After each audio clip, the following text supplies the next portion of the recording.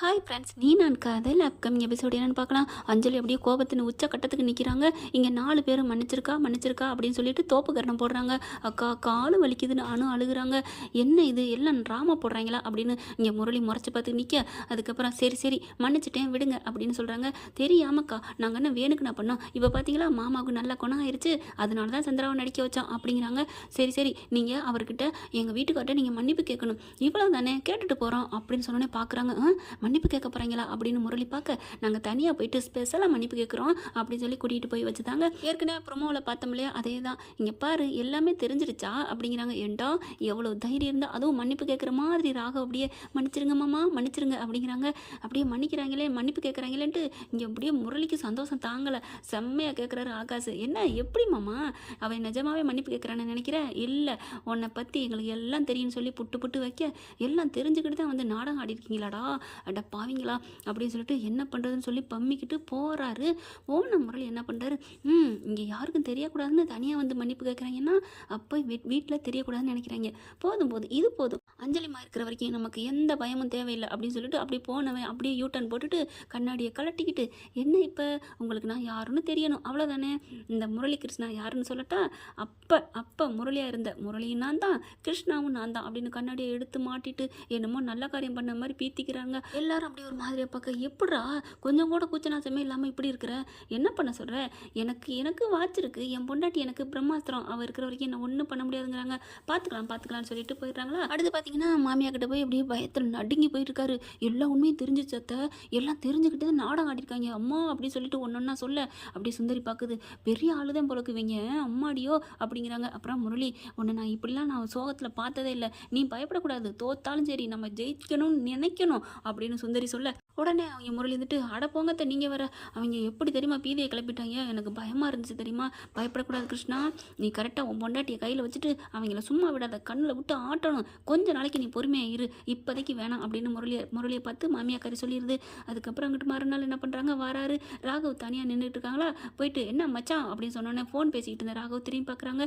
என்ன உனக்கு கொஞ்சம் கூட வெக்கமே இல்லையா, எல்லாத்தையும் பண்ணிவிட்டு எப்படி என் முன்னாடி வந்து நிற்கிற அப்படின்னு ராகவ் கேட்க, என்ன மச்சான் என்ன எனக்கு எதிரான ஆதாரத்தை தேடிக்கிட்டு இருக்கீங்களா அப்படின்னு சொல்ல, என்னடா ஆதாரத்தை தேடுறோம், இங்கே பாரு எதாக இருந்தாலும் என் பின்னாடி வராத, என் முன்னாடி நிற்காத, போறியா என்ன அப்படிங்கிறாங்க.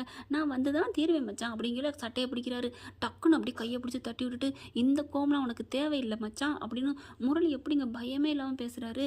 அதுக்கப்புறம் நீ ஏன்டா என் வாழ்க்கையில் குறிக்க வந்த, அன்னைக்கு கல்யாண மண்டபத்தில் நீ ஓடி போயிருக்க வேண்டியதானே, எனக்கு பிடிக்கல கல்யாணம் அப்படின்னு சொல்லிட்டு, எதுக்குடா ஏன் அபிச்செல்லம் கழுத்தில் தாலி கட்டின, ஏன் அபிச்செல்லம்னு சொல்கிறாங்க கூச்ச இல்லாமல் பார்த்துட்டு, தாலி கட்டினது தப்புடா அப்படின்னு சொல்லிட்டு செம்மையாக பேச, அப்படியே உன்னே அப்படி சொல்லி அட்டி சும்மா கும்முன்னு கும்பிட்றாரு. ஒரு கட்டத்துக்கு மேலே எதிர்த்துறேன், அப்படியே இவ்வளோதான் உனக்கு லிமிட்டு அப்படிங்கிறாரா. உடனே இங்கிட்டு குத்த போகிறாங்க 2 பேருமே, கையை முட்டைக்கிட்டு மூஞ்சில் குத்தையில் அந்த பிள்ளை வந்துடுது. அது ஒன்றுமே தெரியாத உலகமே தெரியாத பிள்ளை, ஏங்க அப்படின்ட்டு வருதா. அப்படியே 2 பேரும் கையை கீழே இறக்கிட்டு அப்படியே 2 பேரும் மாமன் மச்ச மாதிரி விளையாண்டுக்கிற மாதிரி பேசிக்கிட்டு இருக்காங்க. கிட்டக்க வருது, என்ன பண்ணிட்டு இருக்கீங்க ராகவ், நீ என்ன பண்ணுற அப்படின்னு கேட்க, சட்டையெல்லாம் கசங்கி போயிருக்கா, அப்படியே சரி செஞ்சுக்கிறாங்க. அதுக்கப்புறம் ஒன்றும் இல்லை, சந்திராவை கூட்டிகிட்டு வந்து உங்களை தப்பு பண்ணிட்டோம் மன்னிச்சுக்கோங்க மாமான்னு மன்னிப்பு கேட்குறாரு. அடா அதை ஏன் நம்ம பேசிக்கிட்டு விடுங்க அப்படின்னு சொல்லிட்டு, உங்கள் ஃபோனு ரொம்ப நேரமாக ரிங் அடிச்சிச்சு இந்தாங்க அப்படின்னு சொல்லி கொடுத்துட்டு அஞ்சலி போனதுக்கப்புறம் மறுபடியும் அப்படியே தளபதி படத்தில் அப்படியே அக்னி நட்சத்திரம் படத்தில் அப்படி பார்த்துக்குவாங்க இல்லையா, அந்த மாதிரி பார்த்துக்குது. உனக்கு இருக்குடா கச்சேரி அப்படின்னு 2 பேருமே சொல்லிக்கிறதுங்க. பார்க்கலாம் தர்மம் தானுங்க கடைசியில் வெல்லும். அடுத்து இவர் பார்த்தீங்கன்னா உட்காந்துக்கிட்டு, அஞ்சலிமா காஃபி கொண்டு வா காஃபி அப்படிங்கல, எவ்வளோ திமிர பற்றியா, எல்லாத்தையும் பண்ணிட்டு உதுத்துட்டு தர்றேன் பாரு, இதெல்லாம் தப்பு என்ன, நீங்கள் முத நாளே சொல்லியிருக்கணும், இவன் தான் எனக்கு பொண்ணு பார்த்தவன், தாலி கட்டுறையில் கோயிலில் ஓடி போயிட்டவன் அப்படி சொல்லி தான் சரியாக வந்திருக்கும். என்ன ஃப்ரெண்ட்ஸ் பண்ணுறது, கதை வேணும்ல, அதுக்காக இழுத்தடிக்கிறாங்க. அடுத்து அணு என்ன பண்ணுது, இருக்கட்டும் காஃபியாக கேட்குறான், இப்போ பாரு நான் போட்டு தரேன் காஃபி அப்படின்னு சொல்லிட்டு மிளகாத்தூள் எடுத்துகிட்டு வந்து அப்படி கலக்குது. அவி இருந்துட்டு சந்தோஷம் அக்கா சூப்பர்க்கா, காப்பியாக கேட்குற காப்பி, மிளகாப்படி காப்பி கொடுக்குறேன் பாரு அப்படின்னு சின்ன பிள்ளை மாதிரி குதிக்குது. அந்த காப்பியை கொண்டுகிட்டு போகுது. அஞ்சலிமா அப்படிங்கிற அபி வருது. ஆஹா என் செல்லம் வருதே, கொண்டாங்க அப்படின்னு சொல்லிட்டு காஃபியை கொடுக்க வாங்கிக்கிட்டு அப்படியே அபியை நினச்சிக்கிட்டே குடிக்கிறாரா. குட்டிச்சக்கையோட உரப்பு சுருன்னு ஏறுது. தூ தூ ஐயோ ஐயோ அப்படின்னு குதிச்சுக்கிட்டு எந்திரிக்க என்னது அப்படின்னு சொல்லிட்டு தண்ணியை வேகமாக எடுத்து முடக்குன்னு குடிக்கிறாரு. அதுக்கப்புறம் என்ன அஞ்சலி இது என்னது அப்படிங்கிறாங்க. காஃபி நீங்கள் கேட்டிங்களே உங்களுக்கு ஆசாசியாக போட்டு கொண்டாந்தது குடிங்க குடிங்க அப்படிங்கிறாங்க. இல்லை எனக்கு வேணாம் அப்படிங்கிறாங்களா. இப்போ நீங்கள் குடிக்கலைன்னு பார்த்துக்கங்களேன், எதுக்கு இப்படி மிளகா அப்படி காஃபி கொண்டாந்தேன்னு கேட்பாங்க. அப்புறம் நான் எல்லா உண்மையும் சொல்ல வேண்டியது வரும். இல்லை அப்படின்னு சொல்லி போகல கரெக்டாக அஞ்சலி வந்துடுது.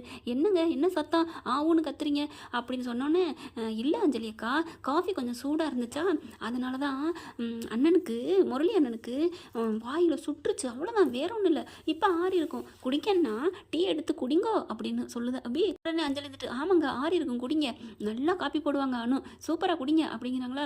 அஞ்சலிமா அப்படிங்கிறாரு. குடிங்க குடிக்கலைன்னா கண்டிப்பாக மிளகாப்பொடி காப்பின்னு தெரிஞ்சு போயிருங்கிற மாதிரி குடின்னு ஜாட காமிக்க வேறு வழியே இல்லை.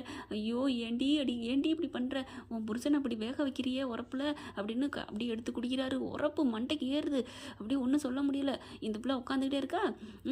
குடி இல்லைன்னா நான் சொல்லிடுவேன் அப்படின்னு அப்படி சொல்ல இவங்க அப்படியே குடிச்சிடுறாரு. அஞ்சலி என்ன பண்ணுது, நான் வரேன் அப்படின்னு அங்கிட்டு போயிருந்தா ஊன்னு இவர் என்ன பண்ணுறாரு, வேகமாக போயிட்டு பாத்ரூமில் போயிட்டு அப்படியே தண்ணி அள்ளி ஊற்றுறாரு வாயில் அப்படியே ஹாண்டு. ஐயோ அப்படியே உருள்றாரு. ஆன்னு கதவை சாத்திட்டு கத்துறாரு. இங்கிட்ட பார்த்தா அனு அபியும் சந்தோஷப்படுது. வேணும்டா உனக்கு வேணும்டா மவனே அப்படின்னு சொல்லிட்டு ஐயோ அப்படின்னு ஊதிட்டு வெளியில் வந்து உட்காராரு. அப்படியே ஹாண்டு அஞ்சலிமா அப்படின்னு கூப்பிட்றாரா. என்னங்க ஏன் ஒரு மாதிரியா இருக்கீங்க. இல்லை என்னமோ வயிறு கடமுடங்குது இரு அப்படின்னு சொல்லி ஓடி போகிறாரு பாத்ரூமுக்கு. மறுபடியும் கலக்கி விட்டுருது. அதுக்கப்புறம் வெளியில் வராரு. அப்புறம் வந்துட்டு கொஞ்சம் வெண்ணெய் இருக்குமா, தயிர் இருக்குமா, மோர் இருக்குமா அப்படிங்கிறாரு. என்னங்க ஆச்சு, என்னமோ தெரில வயிறு வெந்திருக்கும் போல இருக்குது, கொஞ்சம் தரியாமா அப்படிங்கிறாங்க. மறுபடியும் எடுத்தாந்து கொடுக்குறாங்க. அப்படியே வெண்ணெய் எடுத்து வாயெல்லாம் வச்சுக்கிறாரு. எரியுது, வாய் ஆறுனாலும் வயிறு கேட்க மாட்டேங்குதே அப்படின்னு கலக்கி விடுது குடுமுடுன்ட்டு. அப்புறமா வர்றாங்களா. என்ன காஃபி நல்லா இருந்துச்சா அப்படின்னு அபி கேட்கல. ஒன்று அப்படின்னு சொல்லிட்டு வேகமாக மறுபடியும் பாத்ரூமுக்கு ஓடுறாரு. பாத்ரூமுக்கு வீட்டுக்கு வெளியிலையும் அப்படியே உருட்டு ஓடுற பார்த்துட்டு ராகவ் ஆகாசெல்லாம் கொஞ்சம் மனசு திருப்திப்பட்டுக்கிறதுங்க. ஓகே ஃப்ரெண்ட்ஸ், பார்க்கலாம் இப்படி தான் போகலாம். இந்த பதிவு உங்களுக்கு பிடிச்சிருந்துச்சுன்னா உங்கள் பொண்ணான கையில் ஒரு லைக்கை போட்டு சப்ஸ்கிரைப் பண்ணிடுங்க. Thank you friends.